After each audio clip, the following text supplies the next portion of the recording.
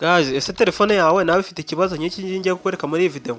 Niba ifite ikibazo cyo kugenda ikora gahoro kandi telefone yawe uzi ngo yari nzima wayiguze ari nzima ariko ikibazo ntakikuboneye, ni ukubera ko izi settings muri telefone yawe usanga zidafunguye, ugasanga telefone yawe igenda ikora gahoro utazi impamvu. Reba video yanjye kugeza irangiye kugira ngo nkwereke ukuntu izo settings wazifungura kugira ngo telefone yawe nawe itangire kongera gukora cyane nk'uko wayiguze imeze. Abantu benshi bagenda bazikoresha ko batazi uburyo bigenda kandi bakabona telefone ziri gukora gahoro batazi ukuntu byagenze. Reba video yanjye kugeza irangiye kugira ngo nkwereke ukuntu ibyo bintu bikorwa. Nta kindi kintu nibuze gukora mbere na mbere ukurikiye iyi video banza urebe irangiye nkwereke ibintu wakora muri telefone yawe kugira ngo telefone yawe ijye ikora yihuta. Mbere na mbere ikintu wakora uraza ahangaha muri settings yawe hanyuma kandi numara kuzanga muri settings yawe uraza ikintu cya mbere ugomba gukora ugomba kuzanga muri application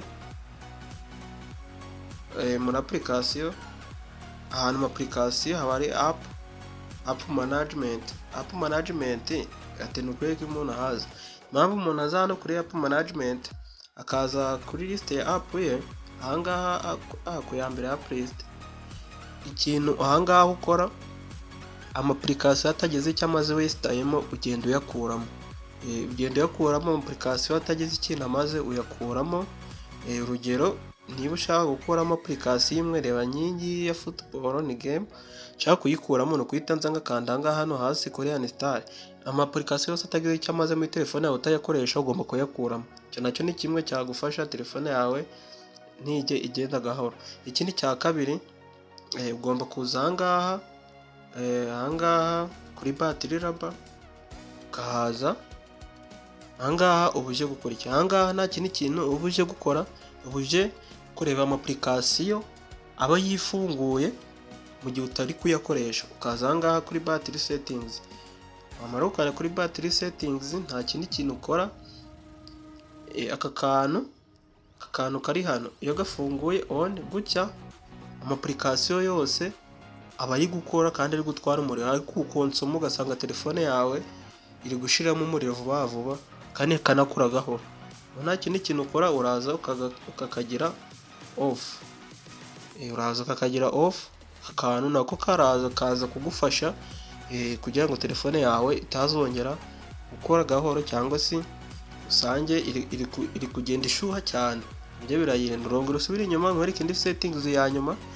Uraza ahangaha muri storage yawe ahangaha bazangaha tuba tugiye gusiba amakashe ya nayo atwara umwanya ugasanga telefone yawe yaruzuye akaba aribyo bitera no gukora gahoro ugasanga ifite n'ikibazo.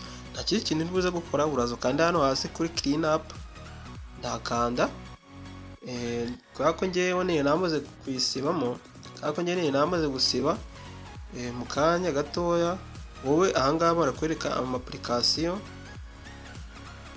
bakwereka na cache ugomba gusiba. Ahangaha hano hasi handitswe file management haba hari akajyama kubwa ati clean up uraza ukahita ugakandaho cyangwa se ukaza ugakanda hano kuri app cache ukaza ukakanda bitakwereka application afite amakashe y'amanini uraza ukayareba kubera ko ngiye namaze kuyasiba ngira ngo urabona yuko nta makashe yagihari. Iyi nahangaha byagufasha telefone yawe ntago yazongera kumara umuriro vuba cyangwa se gukora gahoro. Niba video igushimishije wakora subscribe kandi nawe niba uri mushya ukabanza wakora subscribe ukasharinga iyi video wararikinze ukandika no muri comment ibyo twaza gukora muri video y'ubutaha.